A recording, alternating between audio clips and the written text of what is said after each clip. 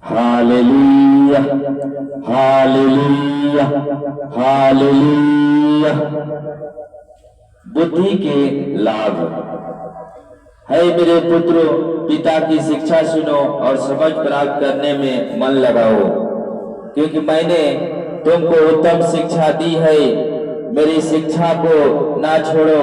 देखो, मैं भी अपने पिता का पुत्र था और मेरा पिता मुझे यह कहकर सिखाता था, तेरा मन मेरे वचन पर लगा रहे, तू मेरी आज्ञाओं का पालन कर, तब जीवित रहेगा। बुद्धि को प्राप्त कर, समझ को भी प्राप्त कर, उनको भूल ना जाना, ना मेरी बातों को छोड़ना। बुद्धि को ना छोड़, वही तेरी रक्षा करेगी। उससे प्रीति रख, वह तेरा पहरा देगी। बुद्धि श्रेष्ठ है, इसलिए उसकी प्रीति के लिए यत्न कर। जो कुछ तू प्राप्त करे उसे प्राप्त तो कर, परंतु समझ की प्रीति का यत्न घटने ना पाए। उसकी बड़ाई कर, वह तुझको बढ़ाएगी। जब तू उससे लिपट जाए तब वह तेरी महिमा करेगी। वह तेरे सिर पर शोभामान भूषण बांधेगी और तुझे सुंदर मुकुट देगी।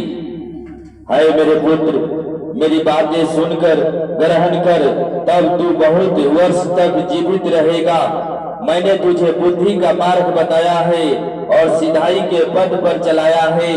चलने में तुझे रोक टोक ना होगी, और चाहे तू दौड़े तो भी ठोकर ना खाएगा। शिक्षा को पकड़े रह, उसे छोड़ ना दे। उसकी रक्षा कर, क्योंकि वही तेरा जीवन है। दुष्टों की राह में पांव ना रखना और ना बुरे लोगों के मार्ग पर चलना। उसे छोड़ दे, उसके पास से भी ना चल, उसके निकट से मुड़कर आगे बढ़ जा। क्योंकि दुष्ट लोग यदि बुराई ना करे तो उनको नींद नहीं आती, और जब तक वो किसी को ठोकर ना खिलाए तब तक उन्हें नींद नहीं मिलती।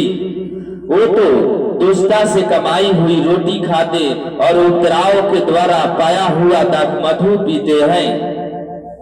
परंतु धर्मियों की चाल उन चमकती हुई ज्योति के समान है, जिसका प्रकाश दोपहर तक अधिक अधिक बढ़ता रहता है।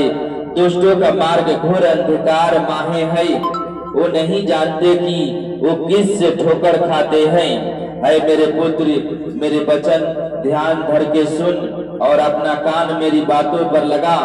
इनको अपनी आंखों की ओट ना होने दे, वरन अपने मन में धारण कर, क्योंकि जिनको वो प्राप्त होती है वो उनके जीवित रहने का और उनके सारे शरीर के चंगे रहने का कारण होती है। सबसे अधिक अपने मन की रक्षा कर, क्योंकि जीवन का मूल सूत्र वही है। टेढ़ी बात अपने मुंह से मत बोल, और चलबाजी की बातें कहना तुझसे दूर रहे। तेरी आंखें सामने ही की ओर लगी रहे और तेरी पलकें आगे की ओर खुले रहे। अपने पांव रखने के लिए मार्ग को समझ कर, और तेरे सब मार्ग ठीक रहे। ना तो दाहिनी ओर मुड़ना और ना बाईं ओर। अपने पांव को बुराई के मार्ग पर चलने से हटा ले। बेविचार के विरोध चेतावनी है मेरे पुत्र, मेरी बुद्धि की बातों पर ध्यान दे। मेरी समझ की ओर कान लगा, जिससे तेरा विवेक सुरक्षित बना रहे और तू ज्ञान के वचनों को थामे रहे। क्योंकि पराई स्त्री के ओठों से मधु टपकता है और उसकी बातें दिल से भी अधिक चिकनी होती है। परंतु इस परिणाम नाक दावना सा कड़वा और दुधारी तलवार सा पायना होता है। उसके पांव मृत्यु की ओर बढ़ते हैं और उसके पाग अधलोक तक पहुंचते हैं। इसलिए उससे जीवन का समस्त पद नहीं मिलता। उसके चाल चलन में चलता है, परंतु उसे वह आप नहीं जानती। इसलिए अब है मेरे पुत्रों, मेरी सुनो और मेरी बातों से मुंह ना मोड़ो। ऐसी स्त्री से दूर ही रह और उसकी डेहड़ी के पास भी ना जाना। कहीं ऐसा ना हो कि तू अपना यास औरों के हाथ और अपना जीवन क्रूस जान के वास में कर दे, या पराये स्त्री कमाई से अपना पेट भरे और परदेसी मानुष तेरे परिश्रम का फल अपने घर में रखे। और तू अपने अंतिम समय में जबकि तेरा शरीर छीन हो जाए तब यह कहकर हाय मारने लगे, मैंने शिक्षा से कैसा बैर किया और डांटने वाला का कैसा तिरस्कार किया। मैंने अपने गुरुओं की बातें ना मानी और अपने सिखाने वालों की ओर ध्यान ना लगाया। मैंने सभा और मंडली के बीच में प्राय सब बुराइयों में जा पड़ा। तू अपने ही कुंड से पानी और अपने ही कुएं के सोते का जल पिया करना। क्या तेरे सोते का पानी सड़क में और तेरे जल की धारा चौकों में बह जाने पाए, या केवल तेरे ही लिए रहे और तेरे संग औरों के लिए ना हो।